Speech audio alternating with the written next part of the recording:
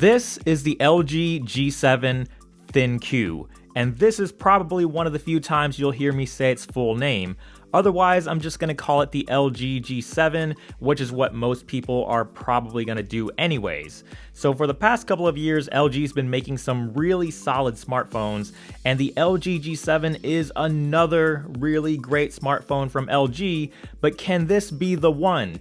Can this be the phone that gets LG out of the shadows of Samsung and Apple and give LG the attention it deserves, or will it still just fly quietly under the radar? First, let's get all of the basic smartphone stuff out of the way. This is a high-end 2018 flagship, so it's got all the specs that you would want out of a high-end phone. There's a Snapdragon 845 inside with 4 or 6 gigabytes of RAM depending on the storage model.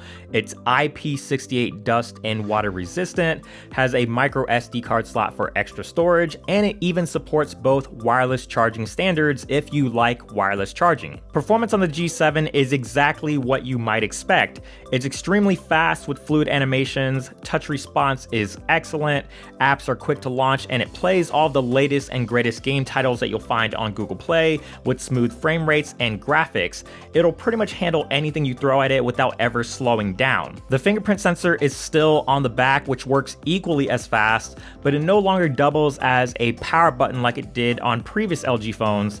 Instead, the power button is now in a more traditional spot on the right side. The power button being on the back was definitely one of LG's defining features, but I personally don't mind the change. It's nice to have the power button as an option for waking up the phone again when it's laying flat on a table or desk, but you also have double tap to wake as well if you prefer using that. As far as the rest of the design, the easiest way to describe it is it's basically an LG V30 but in a smaller package. It's got glass on the front and back and a solid metal frame on the sides, and the rounded corners and curved back makes it pretty comfortable to hold. The phone is pretty much completely smooth to the touch, but it surprisingly doesn't feel slippery. It does attract a lot of fingerprints though, but that's just to be expected when you're dealing with a mostly glass phone. One of the biggest pieces of hardware here on the G7 is the dedicated AI key on the side. This is pretty similar to the Bixby button on Samsung phones, but the G7 uses Google Assistant instead, which instantly makes it that much more useful. So pressing on it of course launches Google Assistant even if the phone is asleep, but you can also press and hold to start voice dictation and let go once you're done talking, and if you double tap, the button will launch you straight into Google Lens.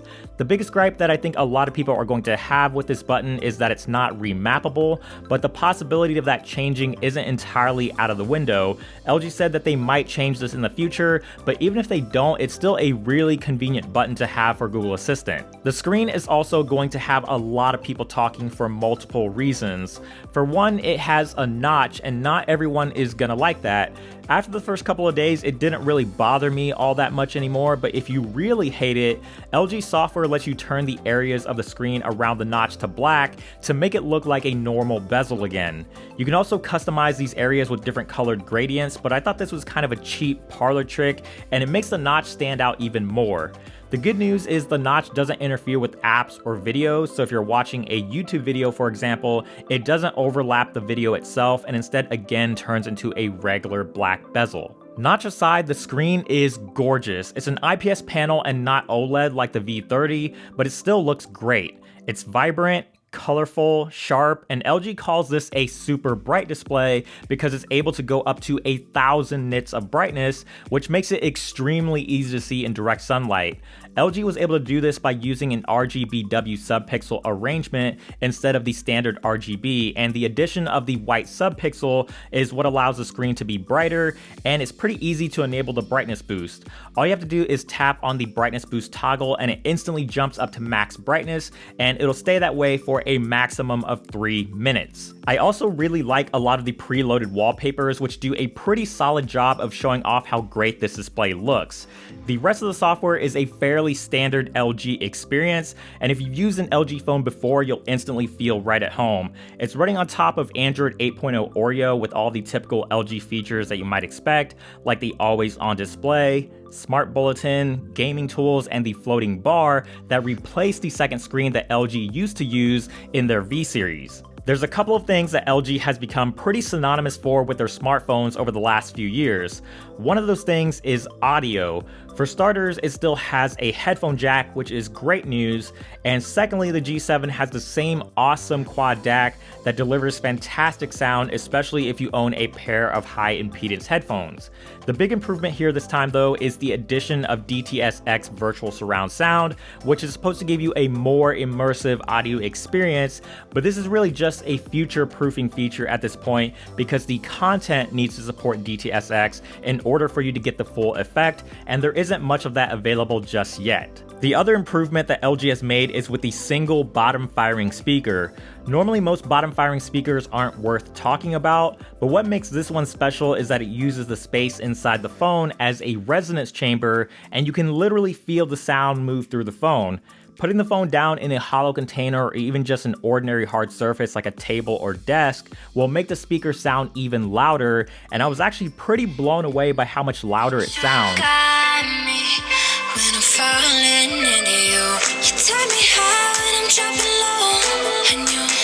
Places I never know, even when we just riding round town getting stoned.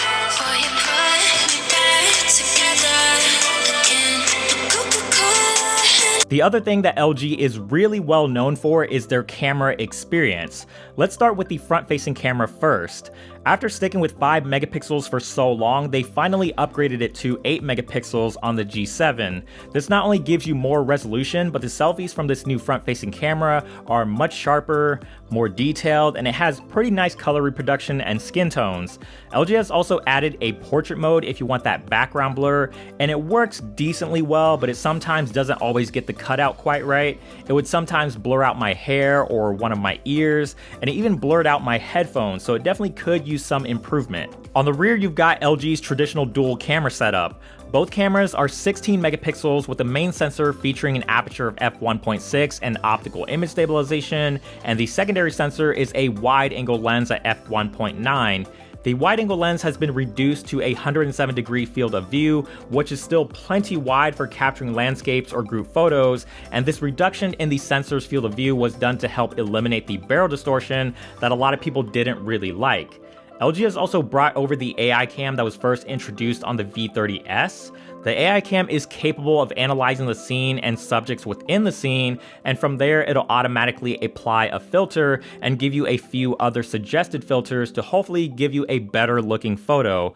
For the most part, it's pretty quick at recognizing what it's looking at, but I wasn't really a fan of any of the filters that applied to my photos, and I thought some of them actually looked worse than the photos taken without AI.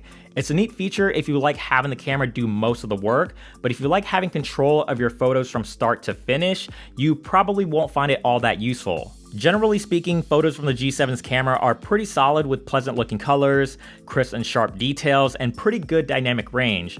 For low light shots, LG has added a super bright camera mode, which uses pixel binning to flood in more light, but I didn't really like that the images are lower resolution, and the results were really muddy in comparison to a normal low light shot. You'll get the best low light performance with the main sensor, which produces sharper details, better colors, and are significantly less noisy when compared to the wide angle.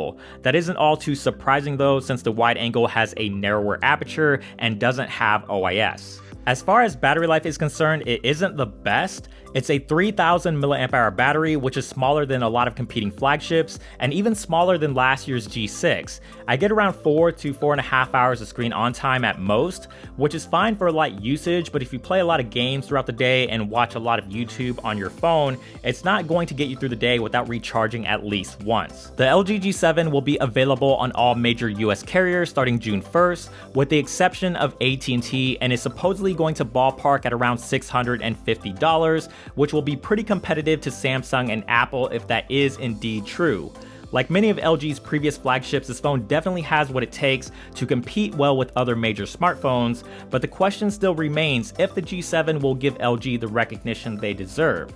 Only time will really tell, but if you're considering getting an LG phone for the first time, the LG G7 ThinQ wouldn't be a bad place to start. So that about wraps up this review for the LG G7.